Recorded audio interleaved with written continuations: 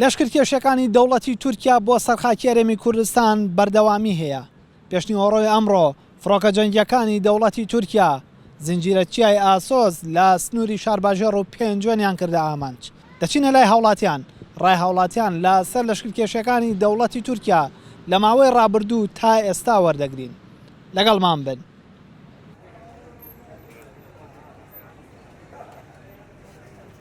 تورکیا یەکێکە لەو دەوڵەتانەی کە پەیوەندی بە ناتۆ هەیە، یەکێکە لەو دەوڵەتانەی کە دایم لەژێر ئاڵای ئیخوانە لەشکرکێشیەکە بۆ شوێنانەی کەوا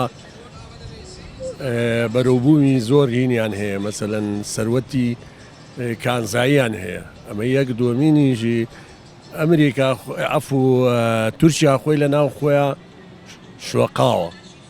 اینجا لەگەڵ ئەوەشە ئەترسێت لەو کە بڵێن کە لە خارجی تورکیایە یان لە سنوورەکانی قەندیل و بڵێن پێنجونەوانان بەرپرسانی ئێرە ئێمە دەوڵەت نین. ئەگەر دەوڵەت بووینە ئاڵامان لە هەیەی متحیدا بەرزەکرایەوە. ئەمە یەک عێراقیش خۆی لە خۆیان هەمووی میلیشیاتە، ئەوە شیعەیە، ئەوە حەشابی، ئەوە چی ئەوە چی ئەمانە. ئەمانیش لێرە کە تۆ دەوڵەتی عێراقی کە دەوڵەتە و ئاڵایە لە متحیدا و معتەرەفە لە هەموو عالەمە تێگەی کاکە ئەو هیچی بۆ نەکرێت، ئەمانە بۆیان نەکرێت، ئەمانیش بۆیان ناکرێت. ئەمە لە ڕاستیەوە ئەسەلمێنێکە ئەم وڵاتە بێخاوەنە. هیچ وڵاتێکی زیرا تورکیا ناتوانێت بەو مەدایە بەو قوڵاییە وەکو خۆی لە 200 کیلۆمەتر بە 28 فڕۆکەوە بۆمبە باران بکات و خەڵکی مەدەنی بکاتە ئامانج.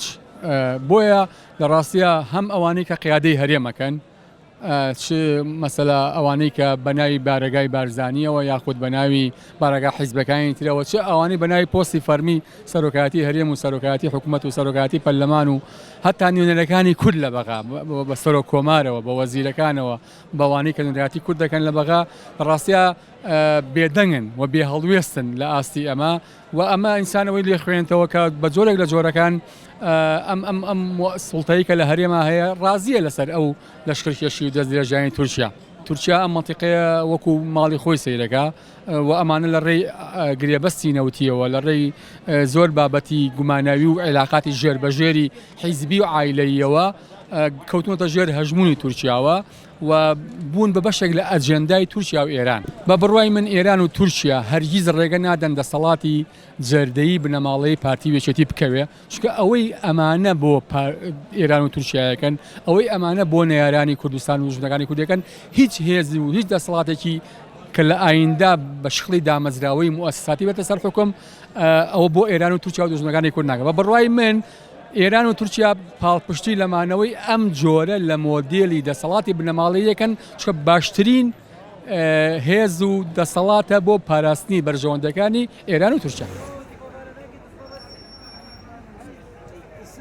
بەداخەوە ئەمە چەندی چارە ئەم حاڵەتە ڕوئەیەت لەم بینێشە تەنها هاوڵاتی سڤیل و چەند کەسێکی هەژار ئەبنە قوربانی. بەداخەوە ئێمە نەبوونی ئیتیمایەکی نیشتیمانی بۆ وڵاتەکەمان، نەبوونی سەرکردەیەکی باش کە هەموو هێزەکان کۆکاتەوە و لەژێر یەک شەترابن و ڕوبەڕووی دەوڵەتێکی وەکو تورکیا ببینەوە، ئەگەر بە شەڕی ساردیش بێ نەگەر بە بڵێن شەڕی زەمینی بێ. بەڵام بەداخەوە ئێمە ئەو شتانە لە ناو کووردا بەدی ناکەین. بە دڵنیایەوە بوونی چەند مەسلەحەتێکە لە نێوان حیزبەکان و دەوڵەتی تورکیا.